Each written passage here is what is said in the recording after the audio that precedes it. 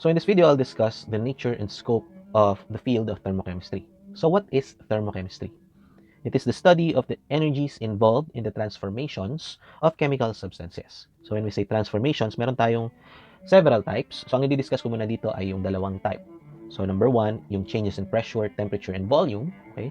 And the phase transformation. So yung changes in pressure, temperature, and volume, na-discuss na natin siya in so much detail pagdating sa gases, okay? So I'll discuss more dito kasi i-consider na natin siya sa paradigm ng thermochemistry. So for phase transformations, okay, define ko muna kung ano yung phase. Phase is a region of uniform chemical composition. So kung may region ka na uniquely uniform yung composition niya, yung region na yon ay kino-consider natin as isang phase. Okay? So the manifestation of that particular phase, kung liquid man siya, solid or gas, that's the state of your region or that part of the system. Okay? So when we say phase transformations, meron tayong dalawang types. So changes in the number of phases. So for example, we have NaCl plus H2O. So kapag unsaturated yung solution, okay, at 298.15 Kelvin or 25 degrees Celsius, makita tayo ng isang phase. However, kapag binaba mo yung temperature at na-reach nung NaCl yung saturation point niya, magpe-precipitate siya. So magkakaroon ng dalawang phases. This is considered a phase transformation. Nagbago yung number of phases mo from 1 to 2 dun sa buong system. Okay? So, kapag nagbago yung number of phases, syempre may involved tayong change in the temperature, change in the phases. So, meron tayong energies involved per change. Okay? However, yung mas kilalang phase transformation ay yung changes from solid, okay? Solid, liquid, gas, balik sa solid, etc. So, may liquid and solid din tayo na transformation. So, kapag solid to liquid, that's fusion or melting or freezing. Okay? Depende dun sa direction. So kapag liquid to gas, that's evaporation, okay, or condensation, depende again sa direction. So kapag gas to solid, that's deposition, okay? Kapag solid to gas, that's sublimation. Okay? So yan yung kilala nating phase transformation. Okay? So let's take a look at the example here. So ito yung example ng isang transformation na involving changes in the pressure, temperature, and volume. Okay? So let's calculate the Q, W, delta U, delta H, and delta S for the process per mole of xenon. So assume that xenon behaves ideally. So xenon, okay, syempre that's a monoatomic ideal gas. Ang kanyang CV ay 3 halves. Okay? R, gawin natin siyang molar. Okay? Molar heat capacity at constant volume. And then CP, molar is 5 halves R. So wala na yung N. Kasi ang unit na ng mga heat capacities na to ay joules per mole Kelvin. Okay? So, ang una natin gagawin ay titingnan muna natin yung transformation. So, xenon from 1 atm and 20 liters, naging xenon at 0.5 atm and 50 liters. So, sabay nag-change yung pressure at saka yung volume niya. Pwede tayong mag-construct ng simpler paths or more reversible paths. Okay? So, reversible paths meaning, in this context, isang state muna yung nagbabago per step. Okay? So, ang binago ko muna sa step A ay yung volume. From 20, ginawa ko siyang 50 at constant pressure. So, ang sumunod naman sa step B, binago ko naman yung pressure at constant volume. So, therefore, yung first step ay isobaric, constant pressure. Yung second step ay isochoric. So, madali na siyang gawan ng mga energies or madali nang i-calculate yung mga energy values. Okay? So, the next step is to calculate the temperatures naman. So, I calculated the temperatures using the ideal gas equation for state number 1. Okay? So, yung state 1 or yung T1 ay 243.74 Kelvin. Yung T2 ay 609.34 Kelvin based on the pressure and temperature or pressure and volume. So, T3 is 304.671 Kelvin. So, I'll just fix this. Okay? Yeah. Okay, so that's 304.67 Kelvin. So the next step is to calculate the Q, W, delta U, delta H, and delta S for the transformation. So, dalawa lang naman yung transformation natin. Yung isobaric, tsaka yung isochoric. Okay? So, for the Q of the whole process, CpT2 minus T1, okay, yan yung sa isobaric. CvT3 minus T2 naman, dun sa isochoric. So, Solve nyo lang to by substituting the values. Yung CP natin ay 5 halves times 8.314, di ba? Tapos yung temperatures ay given naman. So you will solve this and you'll get 3799.45643 joules per mole. So work naman, at constant pressure, syempre, negative P1 times V2 minus V1 plus 0 since this is isochoric. So if you solve this term, yung negative P1 times V2 minus V1, you will get 3039.631,471 joules per mole. Okay? So for delta U of the process, CV times T2 minus T1 for the first step, yung isobaric, plus CV times T3 minus T2 for the isochoric step. So the value of delta U of the process is 759.85803 joules per mole. The delta H, okay, is Cp times T2 minus T1 for the isobaric step, Cp times T3 minus T2 for the isochoric step. Okay, remind lang natin na 5 halves are yung ating Cp na molar, 3 halves are yung ating Cv na molar. Okay, so for delta H, you get 1266.4301 joules per mole. So for the delta S, okay, CPL and T2 over T1 plus CVL and T3 over T2 kapag ka naman sa isochoric. This one is for the isobaric. So you'll get 1.2510 joules per mole Kelvin. Okay? So now let's go to phase transformation. So kapag meron kang multiple phases sa system, ibig sabihin marami kang environments dun sa system na yon. And each phase has a defined set of thermodynamic properties. So may unique set sila ng thermodynamic properties, magkakaiba yon. Okay? So they have to be treated independently. So each phase also involve changes in the number of moles of each component in the system. Okay? So kapag ka nagpapalit ka ng phase, nagpapalit din ng amount yung mga phases dun sa system na yon. Yung phase A nagiging phase B in this example, and sometimes phase B becomes phase A. So i-consider natin yung direction na from phase A to phase B. Okay? So let's take a look at the internal energy. So DUA is the total derivative, okay, with respect to the temperature, volume, and number of moles. Ganun din sa internal energy ni B. So define natin to. Okay? Kasi we are now dealing with changes in the amount of material dun sa mga phases. So this particular coefficient is called the molar internal energy of formation of phase A.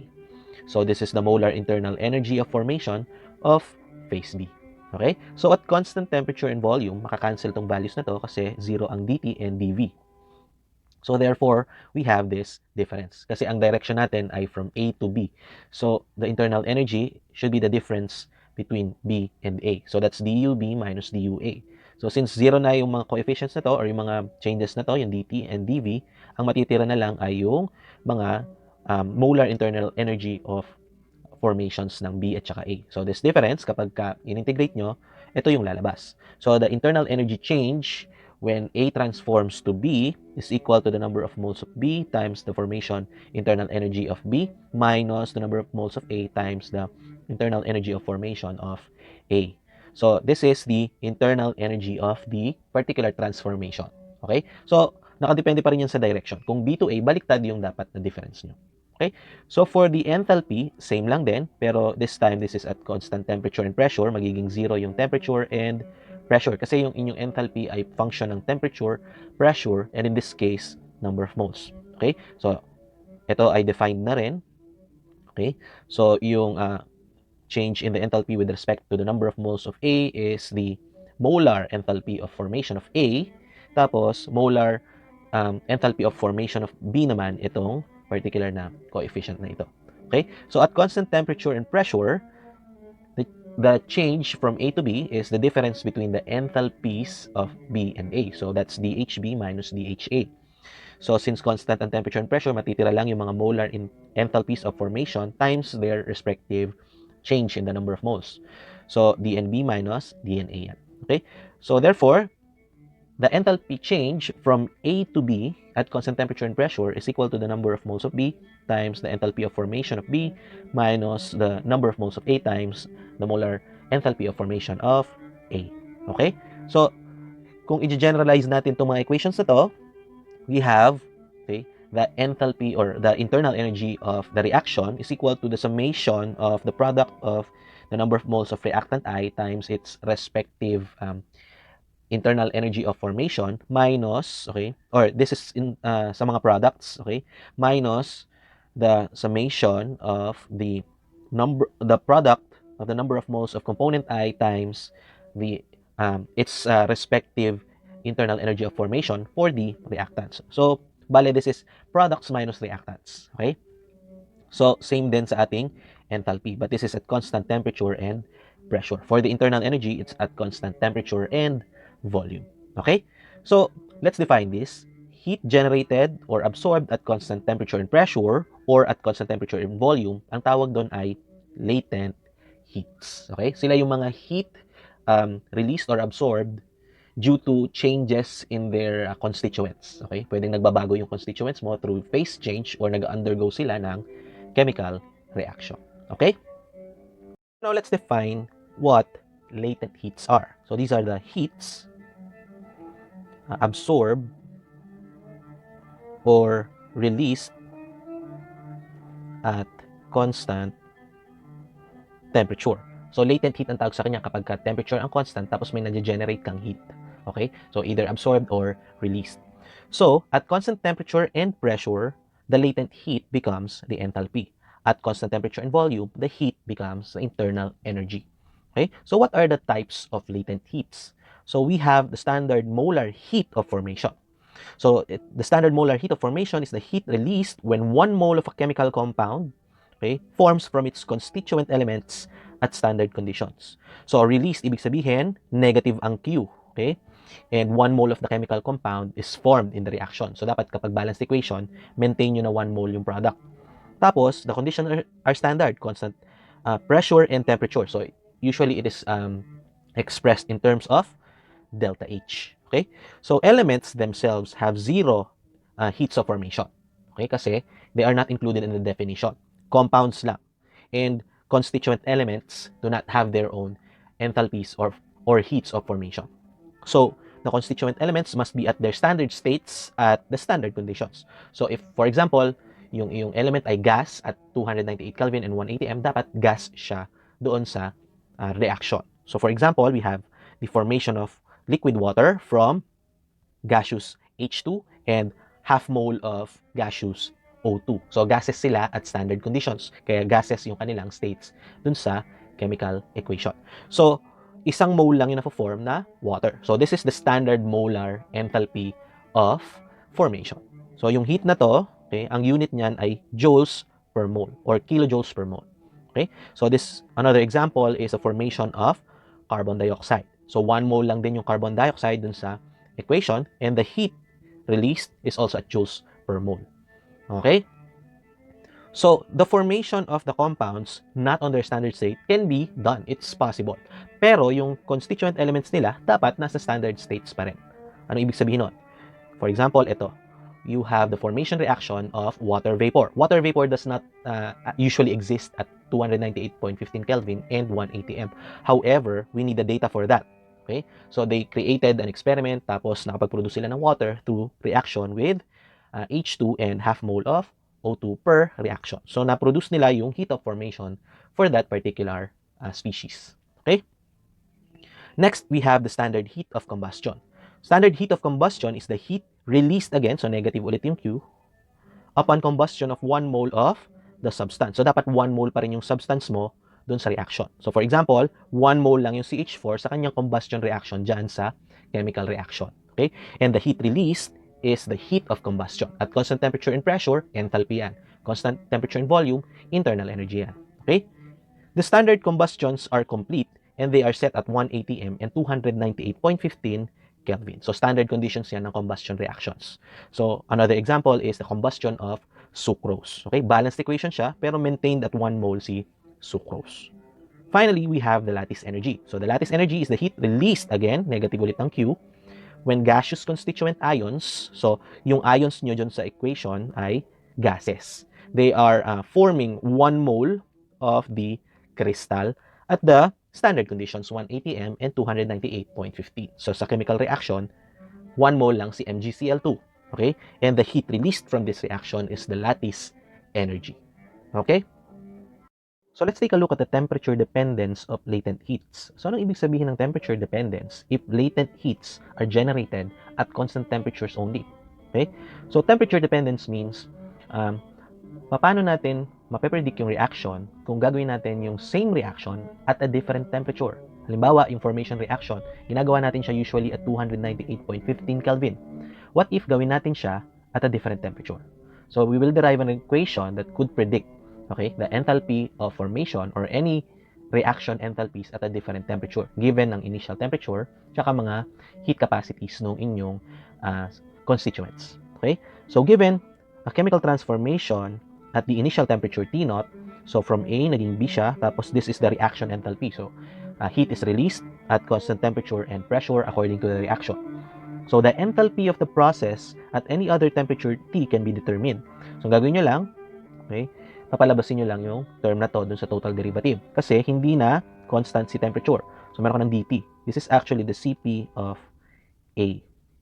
Okay, the heat capacity of A at constant pressure. Ito na yung Cp naman ng B. Okay? So, this is the enthalpy of formation of A at standard temperature, yung 298.15 halimbawa. Okay, or T0. Okay, at T0. Ito rin yung formation enthalpy ng B at T0. Okay?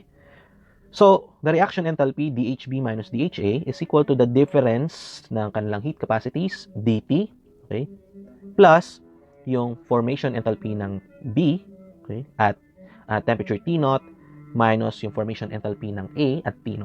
Okay? So, integrating this, we have, okay, the reaction enthalpy from A to B at temperature T is equal to the integral of this difference, okay, quantity this difference, dt, so integrated from the initial to the final temperature T, plus the standard enthalpy of formation, or yung standard enthalpy of reaction from A to B.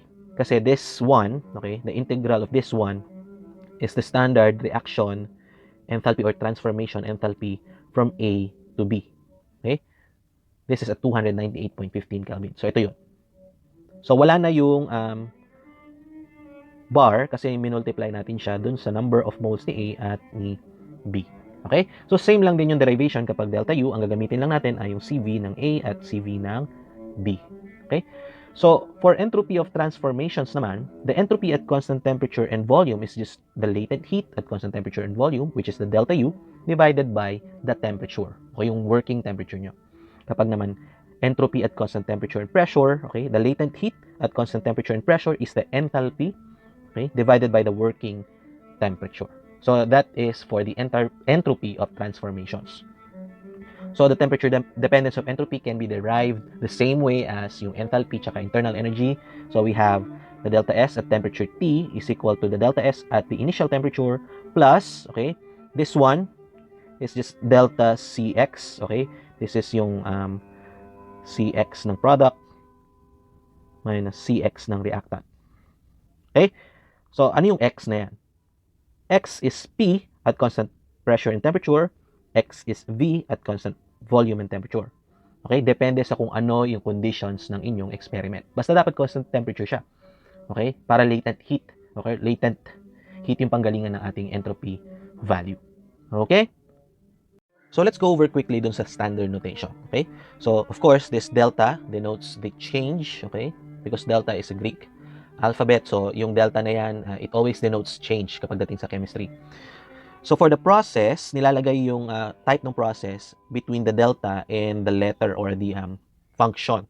Okay? Yung function na to, kapag constant temperature and pressure, H yan. Kapag constant temperature and volume, U. Okay? So, the process depends doon sa dinedefine no quantity na ito. So, if the heat defines a formation reaction or the heat is generated during a formation reaction, that's the heat of formation. So, ang ilalagay nyo ay F.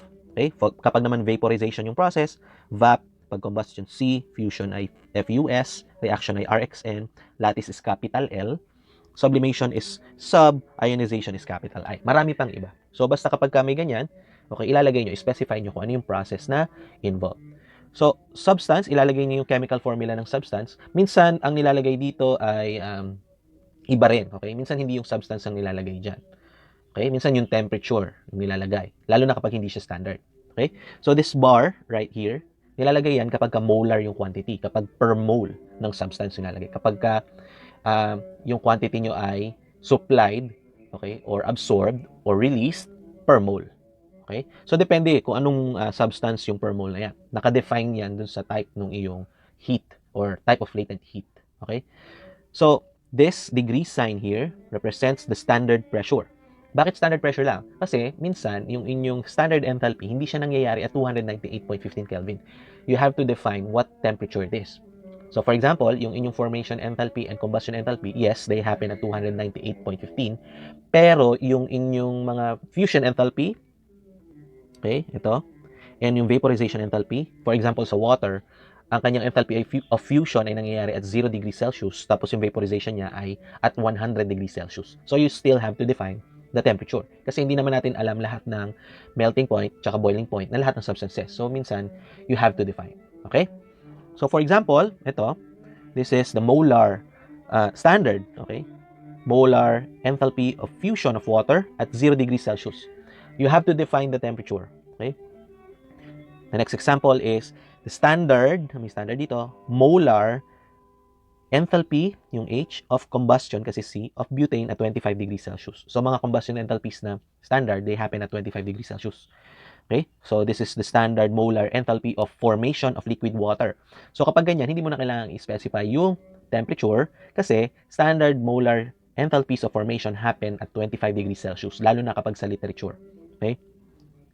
So, recall lang natin yung relationship between the latent heats. It's like the relationship that we have derived from gases, di ba? A while back. So, the delta H or the latent heat in terms of the enthalpy is equal to delta U plus delta NG RT. So, yung delta NG, it's the number of, or it's a change in the number of gas particles in a balanced equation or transformation. So, ibabalance nyo muna equation. Tapos, make sure that if you balance the equation, it is according to the definition. So, for example, formation enthalpy. Dapat 1 mole lang yung product. So, you have to balance the equation keeping the product at 1 mole. Okay? Para makuha mo yung delta NG na nararapat para sa isang mole nung iyong product. Okay?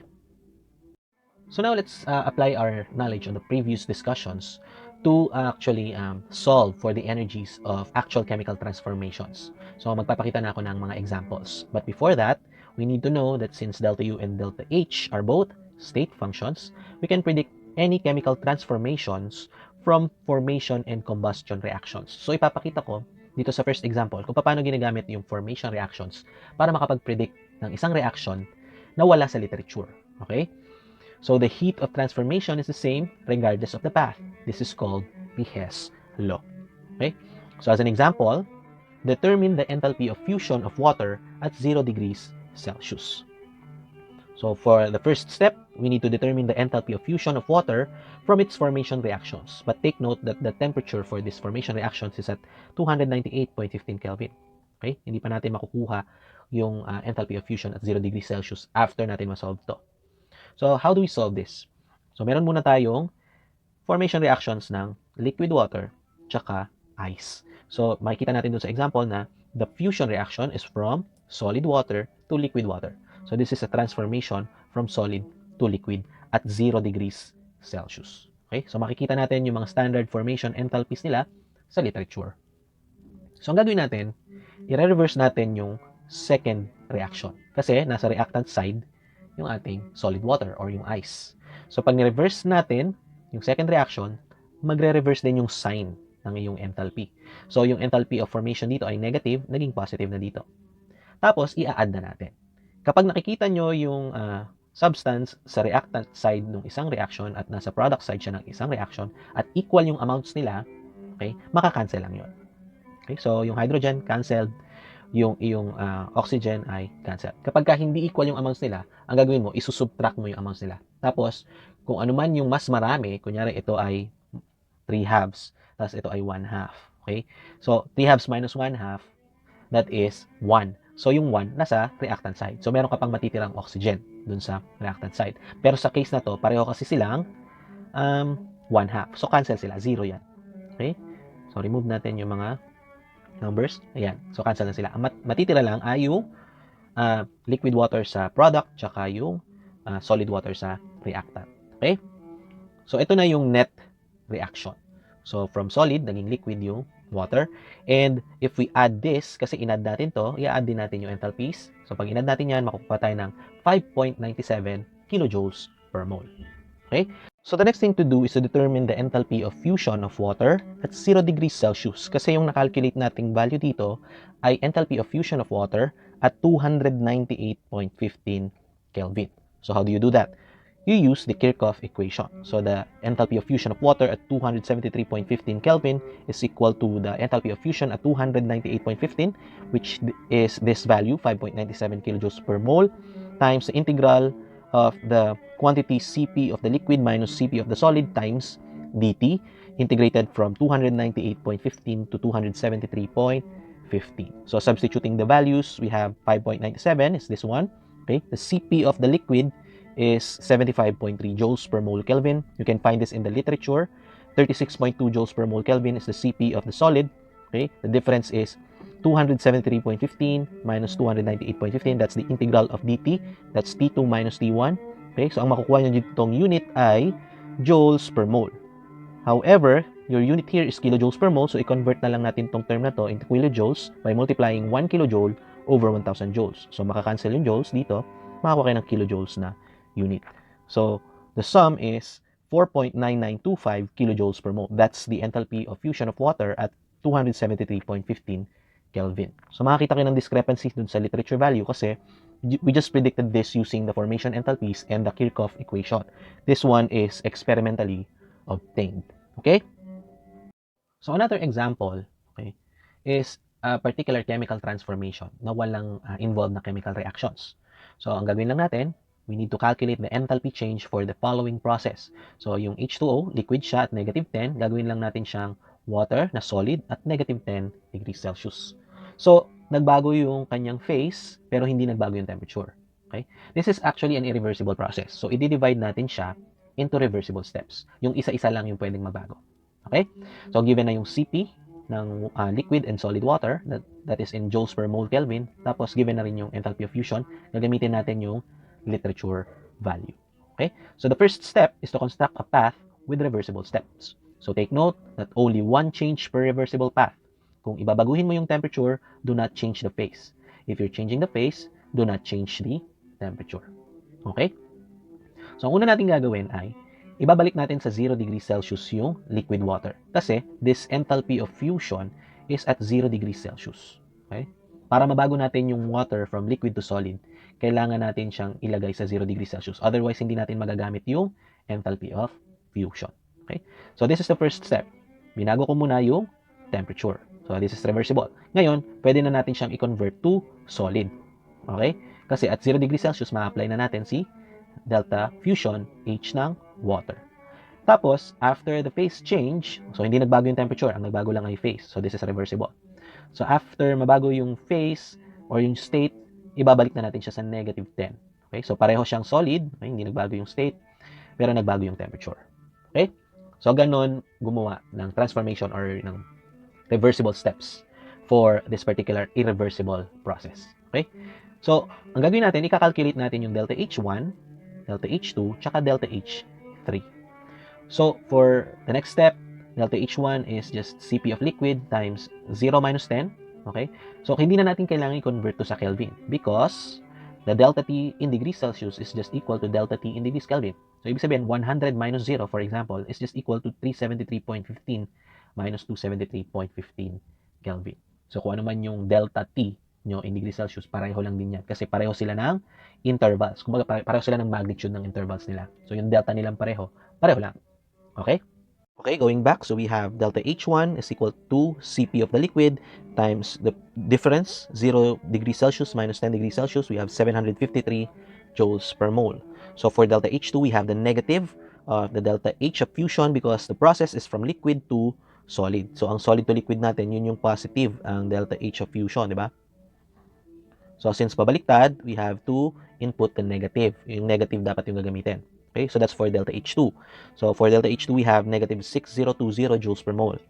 So for delta H3, we have Cp of the solid times the difference, negative 10 degrees Celsius minus 0 degrees Celsius, we have negative 362 joules per mole. So pag inad natin itong tatlo, 753, negative 6020, tsaka negative 362, we have negative 5629 joules per mole or negative 5.629 kilojoules per mole. So as a bonus, we can also calculate the delta S of the whole process. Okay? So for delta S1, molar delta S1, we have the molar Cp of the liquid times Ln of T2 over T1. Since this is a constant pressure process, nagpapalit lang yung temperature. So ang gagamitin natin ay Cp Ln T2 over T1. We have 2.81 joules per mole Kelvin for delta S1. For delta S2, yung delta S, kapag latent heat, di ba? Delta H over T at constant temperature and pressure. So we have negative delta H of fusion, okay, over T2. Kasi yung delta H natin ay negative delta H of fusion. So negative delta H of fusion over T2 yung ating delta S2. Okay, yung T2, yun yung temperature na kept constant dun sa ating second step. So we have negative 22.04 joules per mole Kelvin for delta S2. Finally, for delta S3, we have the molar Cp of the solid times Ln times T1 over T2. We have negative 1.35 joules per mole Kelvin. So note, convert the temperature to Kelvin before doing the delta S kasi T2 over T1 in degrees Celsius is not equal to T2 over T1 in Kelvin. Tsaka huwag nyo itong gagawin kasi may mga values tayo ng temperature na 0 degrees Celsius, for example. It will not work as a ratio kasi magiging 0 yung iyong Ln0, okay? Yung Ln0 pala ay undefined, okay? Magiging 0 yung iyong quotient. So, Ln0 is undefined, okay? Mawawala yung inyong essence ng calculations sa delta S, okay? So, going back, we add the values, 2.81 minus 22.04 minus 1.35. The total entropy for the process is negative 20.94 joules per mole Kelvin. So, this is the calculation that you should do if you have this particular phase or transformation. Okay? So, may halo na siyang changes in temperature tsaka changes in phase. Tapos, keep in mind na tingnan nyo rin yung inyong mga latent heats. Dapat you are doing a phase change at the temperature kung saan defined yung iyong latent heat. Since the delta H of fusion is at 0 degrees Celsius, you have to subject the process to 0 degrees Celsius muna bago nyo siya palitan ng phase. Okay? Take note nyo yun. Okay? So, see you next video for more examples and topics.